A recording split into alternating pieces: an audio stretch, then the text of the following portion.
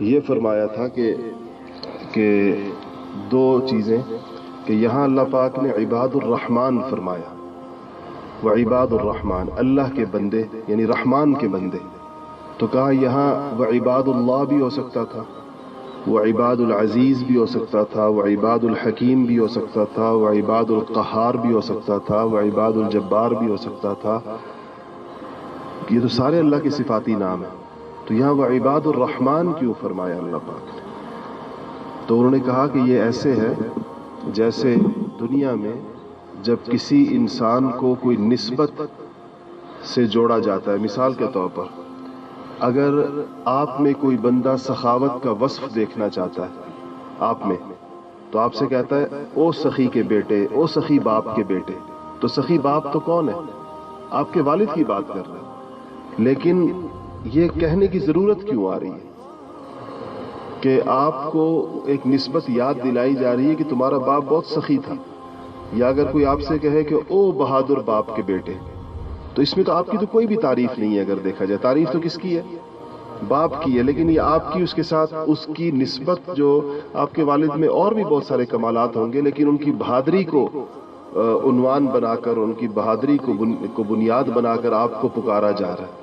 تو حضرت نے فرمایا کہ اللہ پاک نے عباد اپنے بندوں کو خطاب کیا، لیکن کہا ہے کہ عباد الرحمن، او رحمان کے بندوں. مطلب یہ کہ اللہ پاک اپنے بندوں میں سب سے پہلے جس صفت کو دیکھنا چاہتے ہیں وہ رحم کی صفت ہے، وہ ہمدردی کی، کہ تم لوگ ایسے رب کے بندے ہو جو رحم دلی اور جو مہربانی اور جو انسان جو عطا اور بخشش کی جو انتہاؤں کے اوپر جس کی صفت ہے، کہ تم کو تو بندگی کی نسبت اس سے حاصل. تو فرمایا کہ ورنہ وہ عباد السمیع بھی کہا جا سکتا تھا، وہ عباد البصیر بھی کہا جا سکتا. یہ ساری اللہ کے صفاتی، رحمان بھی صفاتی نام ہے اور 99 صفاتی نام اور بھی ہیں، اور خود ذاتی نام اللہ ہے. وہ عباد اللہ بھی کہا جا سکتا تھا. تو یہ جو عباد الرحمن کہہ کر سب سے پہلی جو چیز بتائی وہ یہ کہ رحم کی صفت کی طرف اشارہ کیا، اور فرمایا کہ جس کے اندر ایمان ہوگا تو اس کے اندر اخلاق ہوں گے، جتنا ایمان ہوگا اتنے اخلاق ہوں گے، اور اخلاق کے اندر سب سے جو اونچی چیز اس کا نتیجہ ہوگا کہ اس کے اندر رحم ہوگا، لوگوں کے لیے رحم دلی ہوگی، اس کے اندر دل اس کا نرم ہوگا. پھر فرمایا کہ سوال پیدا ہوتا ہے کہ اخلاق کیسے پیدا ہوں گے؟ تو اس کے لیے جو پہلی چیز اللہ پاک نے بیان فرمائی، یہ پورا رکوع ہے، آپ لوگ سورہ فرقان میں بارہا پڑھا ہوگا آپ نے یہ نا. تو کہا کہ پہلی چیز یہ بیان فرمائی کہ وہ عباد الرحمن الذین یمشون علی الارض ہونا، کہ اللہ جل شانہ کے جو لوگ ہوتے ہیں، رحمان کے جو عباد ہوتے ہیں، رحمان کے جو بندے ہوتے ہیں، وہ زمین کے اوپر عاجزی سے چلتے ہیں. تو تواضع کی کو پہلی چیز بیان فرمائی، سب سے پہلا بیان تواضع کا فرمایا. اچھا، اس رکوع کو آپ پڑھیں تو آگے جا کر اور بھی بہت سی صفات کا ذکر ہے عباد الرحمن کے. مثلا لکھا ہے کہ وہ ناحق قتل نہیں کرتے، وہ زنا نہیں کرتے، بدکاری نہیں کرتے، اور بہت ساری چیزیں بیان آگے جا کر ہوں گی. لیکن شروع اس سے کیا کہ ان کے اندر تواضع ہوتی ہے. تو انہوں نے فرمایا کہ تواضع ایک بہت بڑی نعمت ہے جو انسان کو عطا ہو، اس کے دل کے اندر اس کی خاص کیفیت. اور کہا کہ بعض اوقات انسان کے عہدے کا تقاضا یہ ہوتا ہے کہ وہ تھوڑا سا روب داب والا اس کو ایک ایٹیچیوڈ اپنانا پڑتا ہے، جیسے کہ کوئی سپہ سالار ہو اور کوئی جرنیل ہو اور کوئی تھانے دار ہو. آپ نے لفظ تو سنتے رہے نا بات کے دوران، تھانے دار فرماتے رہے. تو کہا کہ اب اس کے اندر تواضع اس کو نہیں کہتے کہ ایک تھانے دار جا کے ایک چور کے ساتھ بڑی تواضع کے ساتھ اس سے پوچھے گا کہ بھائی کیا حال ہے آپ کا، آپ نے کوئی چوری شوری تو نہیں کی کہیں. تو یہ اس تواضع مت کہا کہ وہ بے شک اپنے عہدے کی جو اس کی تقاضا ہے وہ اس کے مطابق وہ چلے گا. ایک بندہ جو اس کے عہدے کے اندر جس ذمہ داری اور منصب، مثلا ایک قاضی ہے تو قاضی کو باروب ہونا پڑے گا، اور اگر ایک اس طرح تھانے دار ہے تو اس کو بھی چوروں ڈاکوؤں کے لیے اس کے اندر ایک اس کے اندر چیز ہونی چاہیے. لیکن خود اس کے دل کی کیفیت یہ ہوتی ہے کہ اس کا دل شکستہ ہوتا ہے اللہ کی عظمت کے سامنے. یعنی اگر اس نے اپنے عہدے کے تقاضے کے مطابق اپنے اوپر ایک کیفیت طاری کی بھی ہے ظاہری، لیکن اندر سے وہ بالکل اللہ تعالیٰ کے سامنے جھکا ہوا انسان ہوتا ہے. تو کہنے لگے کہ ہمارے دوست تھے سید مسرت حسین شاہ صاحب رحمۃ اللہ علیہ کے ذکر کیا. پیر سید مسرت شاہ صاحب اسلامیہ کالج پشاور کے پرنسپل رہے بہت زمانہ. تو ان کا کہا کہ وہ ان کے ایک دوست تھے، وہ جج تھے. تو کہا مجھے ایک دفعہ انہوں نے کہا کہ یہ جج صاحب چلتے تو ذرا تھوڑا ٹور کے ساتھ ہیں، اپنی باروب انداز کے اندر چلتے ہیں، لیکن کہا کہ حضرت ان کے دل کو دیکھیں، کیسا اس کا دل ٹوٹا ہوا، یہ اندر سے کتنا متواضع انسان ہے، جسے جو اللہ والوں کو نظر آتا ہے لوگوں کا باطن بسا اوقات، تو کہا کہ دل اس کا دیکھیں کیسا ہے، اس کے دل پر کسی قسم کے تکبر کا اور کبر کا اور بڑائی کا کوئی شائبہ بھی نہیں۔ تو کہا کہ اس طرح انسان کو ہونا چاہیے۔ اس میں یہ فرمایا کہ جو تواضع، اصل مسئلہ یہ ہے کہ ہر انسان اپنے آپ کو متواضع سمجھتا ہے۔ انسان کا سب سے بڑا مسئلہ یہ ہے، کوئی انسان یہ نہیں کہتا کہ میں متکبر ہوں۔ اور ان کا کہ تواضع پیدا کیسے ہوتی ہے، یہ بات تو ظاہر حضرت نے ارشاد فرمائی، لیکن یہ یقینی بات یہ ہے کہ انسان کو پتہ کیسے چلے کہ اس میں تواضع نہیں ہے،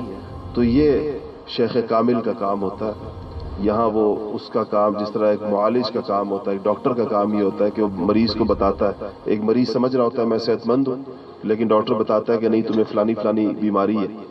ایسے ہی ایک شیخ کامل یہ بتاتا ہے انسان کو کہ تمہارے اندر یہ مسائل ہیں۔ تو فرمایا کہ تواضع پیدا دو تین چیزوں سے ہوتی ہے۔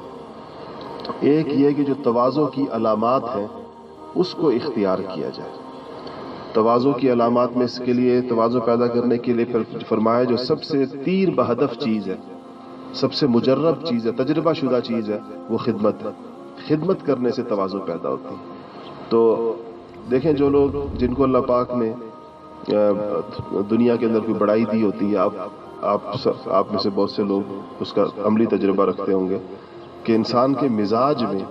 ایک چیز پیدا ہو جاتی ہے کہ وہ یہ سمجھتا ہے کہ لوگوں کو میری خدمت کرنی چاہیے، مجھے کسی کی نہیں کرنی چاہیے۔ یہ جو ایک خاص قسم کا افسرانہ مزاج ہوتا ہے۔ درود شریف پڑھیں۔ تو اس میں وہ یہ سمجھتا ہے کہ لوگوں کو میری خدمت کرنی چاہیے، مجھے کسی کی نہیں کرنی چاہیے۔ میں تو اتنا بڑا ہوں، اتنے سینکڑوں مجھے خدام ملے ہوئے، اور ہر بندہ مجھے سلوٹ مارتا ہے، ہر بندہ مجھے سر کہتا ہے، اور میرے پاس یہ منصب ہے، میرے پاس یہ عہدہ ہے۔ یہ یہاں سے انسان کے اندر بعض اوقات یہ چیز پختہ ہو جاتی ہے، پکی ہو جاتی ہے اس کے اندر۔ وہ اپنے آپ کو بالکل عام انسانوں سے ایک اونچی چیز سمجھنے لگ جاتا ہے، اور یہ سمجھے کہ ایک تباہی کا گڑھا ہے جس کے اندر انسان گر جاتا ہے اللہ جل شانہ کو۔ تو فرمایا کہ جس نے اپنے دل کے اندر خود اپنے آپ کو بٹھایا ہوا، اپنے دل کے اندر اپنی عظمت بٹھائی ہوئی ہے، فرمایا دل میں کرسی لگائی ہوئی ہے کہ انسان نے، بڑی کرسی جو مرکزی ہوتی ہے، اور اس پہ خود بیٹھا ہوا، تو اس دل میں اللہ جل شانہ کیسے آئیں گے جب یہ خود اس دل کے اندر یہ اپنی دل کی مرکزی نشست کے اوپر یہ خود براجمان ہے، اپنے آپ کو بڑا سمجھتا ہے، اپنے آپ کو مخدوم سمجھتا ہے، یہ سمجھتا ہے میری خدمت ہونی چاہیے۔ تو اس دل کے اندر اللہ جل شانہ کی عظمت نہیں آتی، اللہ پاک نہیں آتے اس دل میں۔ اللہ جل شانہ اس دل میں آئیں گے جس دل کی مرکزی کرسی خالی ہوگی اللہ پاک کے لیے، اللہ کی عظمت کے لیے۔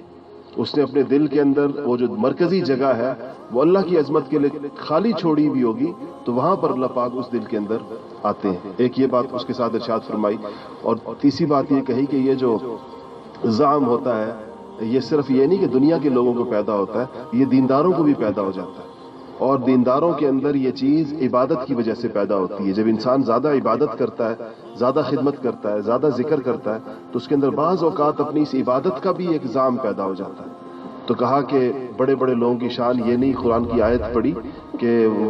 وہ بالاسحار ہم یستغفرون، کہ اللہ والوں کی شان یہ ہے کہ ساری رات یا رات کا ایک بڑا حصہ یا آدھی رات یا ثلث اللیل، ایک تہائی رات اللہ تعالیٰ کے سامنے گریہ وزاری کرنے کے باوجود، نفلیں پڑھنے کے باوجود، ساری رات یبیتون لربہم سجدا وقیاما، ساری رات اللہ کے سامنے سجدوں اور رکوع کی حالت میں گزارنے کے باوجود جب رات ختم ہو رہی ہوتی ہے اور اس کے آخری لمحے آ جاتے ہیں تو وہ اللہ تعالیٰ سے کہہ رہے تھے کہ اللہ ہمیں معاف فرما دے، ہم نے کچھ بھی نہیں کیا، ہمارے پلے کچھ بھی نہیں ہے، ہم بالکل خالی ہیں۔ بالکل ان کو کوئی یہ زعم نہیں پیدا ہوتا کہ میں نے تو بہت کچھ کر لیا۔ اور کہنے لگے کہ امام ابو حنیفہ رحمۃ اللہ علیہ کی مسجد کے مؤذن کہتے ہیں کہ میں ایک دن عشاء، مؤذن چونکہ آپ کو پتہ ہے مسجدوں میں سب سے آخر میں نکلتے ہیں کیونکہ انہوں نے مسجد بند کرنی ہوتی ہے، اور سب سے پہلے آتے ہیں کیونکہ انہوں نے اذان دینی ہوتی ہے۔ تو کہتے ہیں امام ابو حنیفہ رحمۃ اللہ علیہ کی مسجد کے مؤذن کہتے ہیں کہ میں نے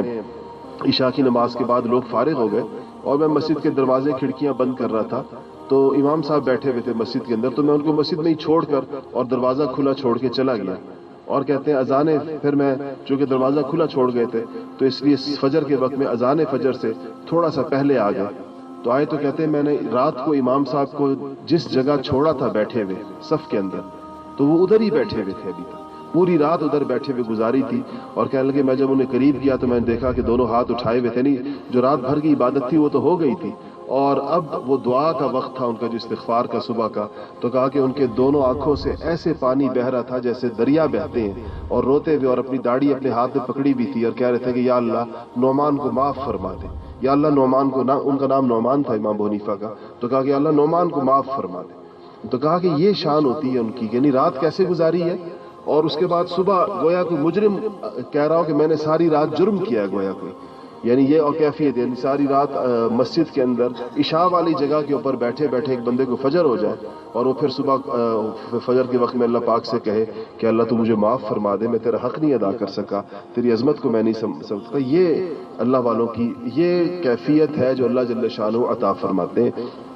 اور وہ اس میں جو خدمت کا عنصر ہے یا اس کا جو کام ہے وہ سب سے، یعنی اس کی وجہ سے یہ چیز سب سے زیادہ انسان کے اندر پیدا ہوتی ہے، اور کہا کوئی بھی کام انسان سے اگر ہو جائے تو کبھی بھی اس کو اپنی ذات کی طرف منسوب نہ کرے، کوئی بڑا کام ہو جائے، کوئی اللہ تعالیٰ سے کام لے، میں نے یہ کر دیا، میں نے وہ کر دیا، مجھ سے یہ ہو، کیا چاہے دین کا ہو چاہے دنیا کا ہو،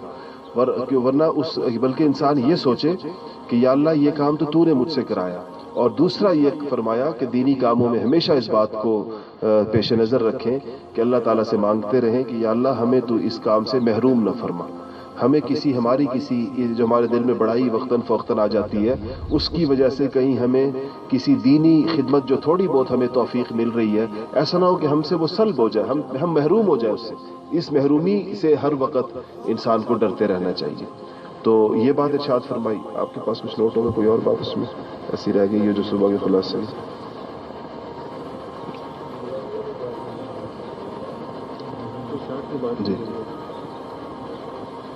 جی ہاں جی، اور ایک بات یہ ارشاد فرمائی کہ نبی کریم صلی اللہ علیہ وسلم کی ایک دعا ہے کہ یا اللہ میں نے جو کچھ کیا، جو عمل مجھ سے ہوا، تو میں اس کے شر سے بھی پناہ مانگتا ہوں، اور جو مجھ سے نہیں ہوا میں اس کے شر سے بھی پناہ مانگتا ہوں۔ تو لوگوں کو اس پہ اشکال ہوا کہ آپ صلی اللہ علیہ وسلم نے، اول تو آپ معصوم عن الخطا ہیں، تو آپ نے تو کوئی گناہ تو آپ نے کیا نہیں کہ آپ اس سے کہیں کہ اس کے شر سے پناہ مانگو، نبی تو جو ہے سارے جو یعنی جس عمل کے شر سے پناہ مانگا ہے تو وہ عمل تو گناہ کا عمل ہی ہوتا ہے جس کے عمل سے پناہ مانگی جاتی ہے، تو نبی تو گناہ نہیں کرتے، تو یہ آپ نے دعا مانگی۔ پھر آپ نے فرمایا جو مجھ سے نہیں ہو سکا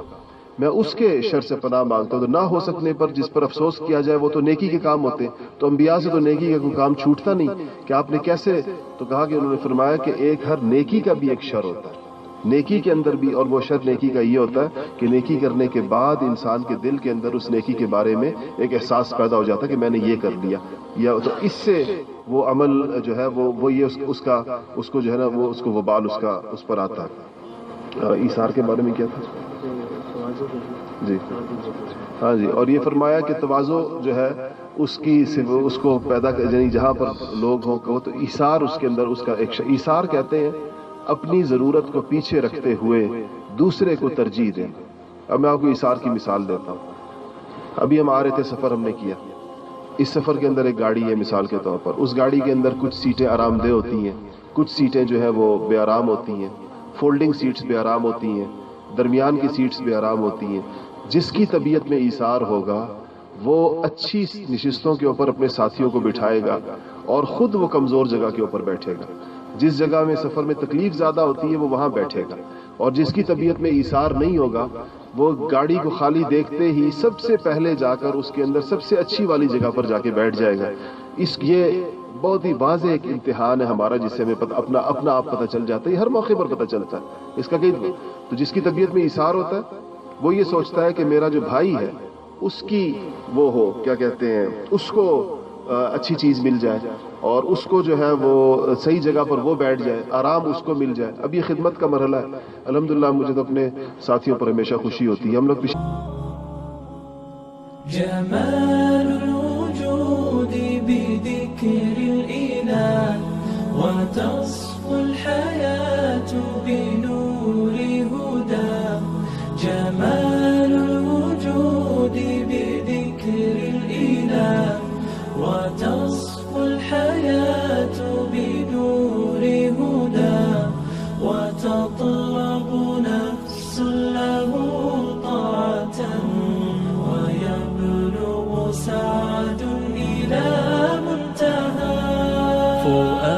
عبد شغوف إلى ربه، أحب رضاه أحب لقاه، يظل يجيء إلى ربوة قرار ويسمو وذا مرتغى، فلا لهو يثنيه عن سيره، ولا جمع مال تغى الشهوات.